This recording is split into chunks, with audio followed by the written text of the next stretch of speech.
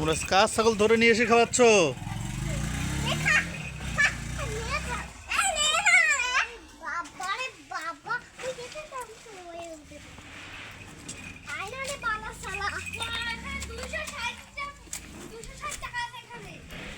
কত আছে?